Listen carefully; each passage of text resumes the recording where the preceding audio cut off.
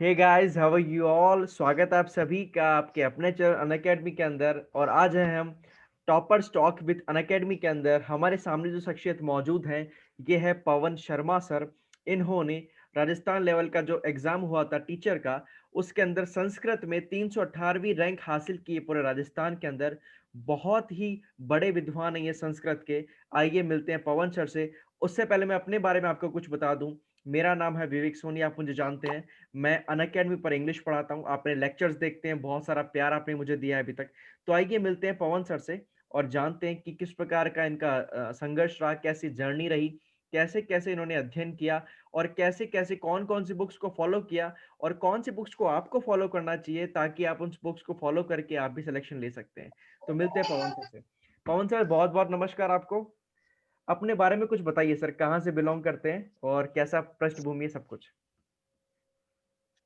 हाँ सर, सबसे पहले मैं आपको धन्यवाद देता हूँ कि आपने मुझे इस लायक समझा कि मेरे को आपने जोड़ा, मुझे इसके लिए इंटरव्यू लिया मेरे से। तो मैं बताना चाहूँगा कि मैं विजयनगर से हूँ sir, Ajmer district Rajasthan. Okay.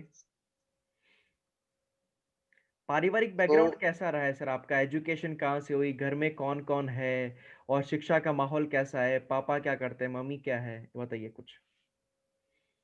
Sir, पारिवारिक बैकग्राउंड तो ऐसा है कि सर मैं एक गरीब परिवार से हूँ सर। जी। और हमारे घर में सर पढ़ा लिखा, ये समझ लीजिए मैं ही हूँ, ओके। क्योंकि मेरे से और पढ़े लिखे हैं लेकिन वो कम है। हम्म। यहाँ मान के चलो कि आपके उनके 10th 12th से भी ज्यादा नहीं है, वो 10th 12th से नीचे ही है। जी। तो पिताजी, ये मैं 5 साल का था तभी एक्सपायर हो गए थे। ओके। तो उसके बाद में मम्मी जी ने पढ़ाया है, भैया ने सबने हम्म। ने मेरे को कहा कि भाई कि तेरे को पढ़ना ही है और आगे बढ़ने के लिए देख, हम्म। तेरे को मेहनत करनी है और निरंतर पढ़ते रहना है। जी। तो फिर मैंने भी पढ़ाई में ध्यान दिया हम्म। और मेरा लक्ष्य था कि मेरे को टीचर बनना था। जी। वो हासिल कर लिया मैंने। हम्म।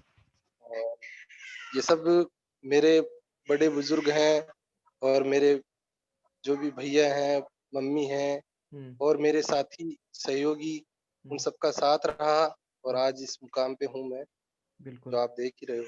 जी सर, बिल्कुल। और हमें भी बहुत अच्छा लग रहा है आपसे बात करके। आपका जो वक्त हमें मिल रहा है, हम बहुत ही ज़्यादा ग्रेटफुल है उसके लिए। सर, कुछ चीज़ें पूछना चाहूँगा। जैसा कि आपने बोला कि आप विजयनगर से बिलोंग करते हैं। विजयनगर के एक दो और लोग हैं जिनका हमने इंटरव्यू लिया है। एक मुकेश शर्मा जी हैं, जिनका अभी सिलेक्शन हुआ था। केमिस्ट्री के अंदर सिलेक्शन हुआ था उनका, सेकंड ग्रेड फर्स्ट ग्रेड दोनों में सिलेक्शन हुआ था। तो काफ़ी अच्छे अच्छे प्रतिभाएं निकल के आ रही है विजयनगर से। तो मैं पूछना चाहूंगा सर, शिक्षा का स्तर कैसा है विजयनगर का? कैसी पढ़ाई होती है, या आपने सेल्फ सब कुछ किया या कोचिंग की मदद ली? कुछ बताइए इस बारे में। नहीं सर, मैंने कोचिंग वगैरह तो नहीं की थी, मैंने सेल्फ ही स्टडी की थी। जी। लेकिन यहाँ विजयनगर में सर काफी अच्छा है। ओके।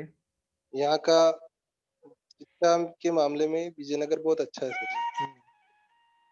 जी। बस ये है कि यहाँ शिक्षा में देखो, गवर्नमेंट कॉलेज नहीं है, बाकी हम्म। यहाँ सब कुछ अच्छा है सर। हम्म। बहुत अच्छी पढ़ाई होती है यहाँ। जी।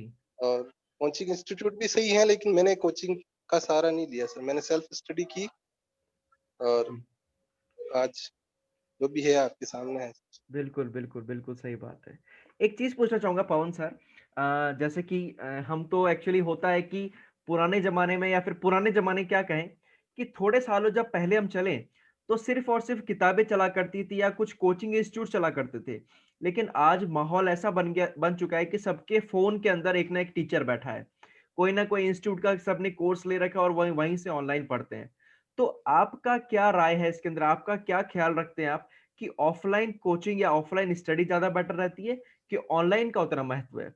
अपना कुछ पक्ष रखिए इसके अंदर। देखो, ये क्या है कि सर, अगर किसी को कोई चीज, कोई टॉपिक समझ में नहीं आ रहा है, जी।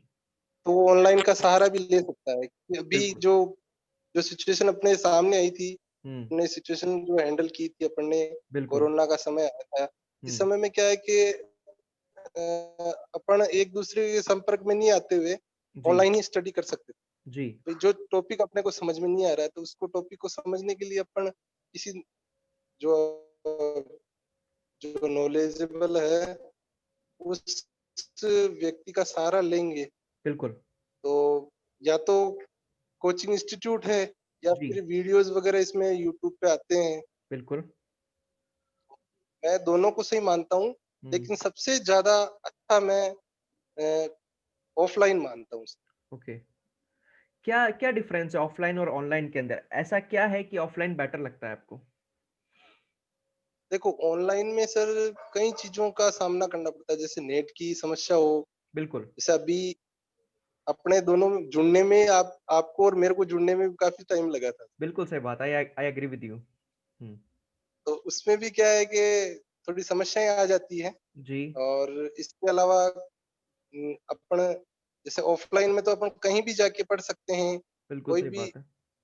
जगह चूज़ कर सकते हैं। हुँ, लेकिन ऑनलाइन के लिए क्या है कि अपने को वही जगह चूज़ करनी पड़ती है जहाँ नेटवर्क सही अवेलेबल हो और सारी सुविधाएँ हों, फ़ोन भी हुँ, अच्छा हो, अच्छे नेटवर्क वाला अच्छा कंपनी वाला मोबाइल हो, बिल्कुल, फीचर्स वगैरह सब अच्छे होने चाहिए उसमें।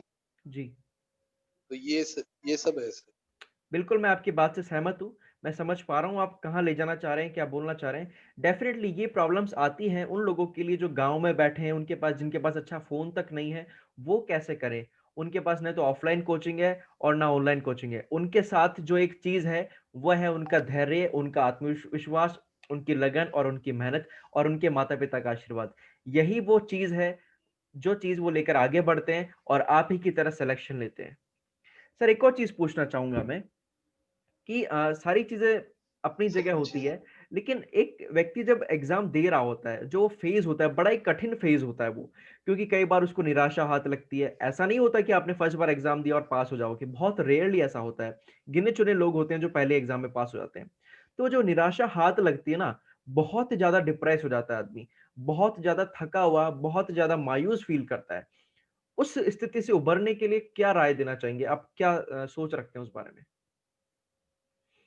जी सर, वापस पूछेंगे? किस सर जब एक आदमी डिमोटिवेटेड हो जाता है, उसको जब असफलताएँ हाथ लगती है, तो उस डिमोटिवेशन से उभरने का क्या तरीका है? सर सबसे बढ़िया तरीका यही है कि उसको डिमोटिवेट नहीं होना है, अपने जी। आप को धैर्य बनाए रखना पड़ता है सर इसमें। हुँ, थोड़ा-सा संघर्ष ज़रूर करना पड़ता है, बाकी सफलता निश्चित तौर पे मिलती है। बिल्कुल। व्यक्ति को धैर्य बनाए रखते हुए हुँ, निरंतर अपने कार्य में प्रगतिशील रहना है जी, और निश्चित रूप से आपको सफलता मिलेगी। बिल्कुल। बस धैर्य की ज़रूरत पड़ती है सर इसमें, थोड़ा धैर्य बनाए रखना। जी, जी, जी, जी, बिल्कुल। आपके घर का जैसे माहौल आपने बताया कि पापा का देहांत पहले ही हो चुका था और आपके भाइयों ने आपको प्रेरणा दी कि यार प्लीज़ पढ़ ले। और आपके परिवार में कोई है जो सरकारी नौकरी लगा है या आप कोई तैयारी कर रहा हो?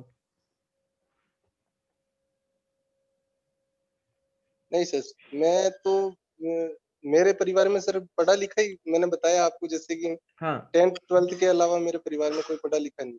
ओके, और शादी होने के बाद ज़रूर मेरे मिसेज़ हाँ, तो वो ज़रूर ग्रेजुएशन है उनके का और ओके। एसटीसी वगैरह कर रखी है उन्होंने भी।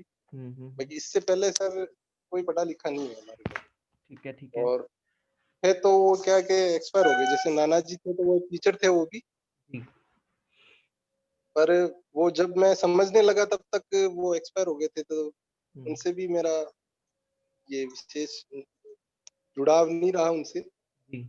मैं समझा नहीं, ज 2-3 साल का था तभी एक्सपायर हो जी, जी, जी, जी। बिल्कुल, बिल्कुल, बिल्कुल।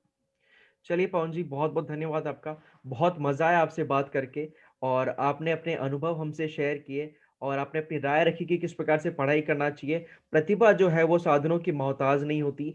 कभी भी कोई भी रुकावट नहीं आती अगर आपके इरादे बुलंद है, आपके सर पर आपके माता-पिता का आशीर्वाद है और आपके सीने के अंदर, आपके दिल में लगन है, मेहनत है, धैर्य है। अगर ये कुछ चीज़ें हैं, तो आपको सफलता डेफ़िनेटली मिलेगी। कोई आपकी सफलता को रोक नहीं सकता। बहुत-बहुत धन्यवाद पवन शर्मा जी आपका। मिलेंगे आपसे अगली कड़ी में और जानेंगे कि एग्ज़ाम का पैटर्न किस प्रकार का होता है और कैसे हमको पढ़ना चाहिए, कैसे जो विद्यार्थी अभी रीट का पेपर आने वाला है, तो कैसे उस पेपर के लिए विद्यार्थियों को पढ़ना चाहिए। बहुत-बहुत धन्यवाद पवन जी आपका।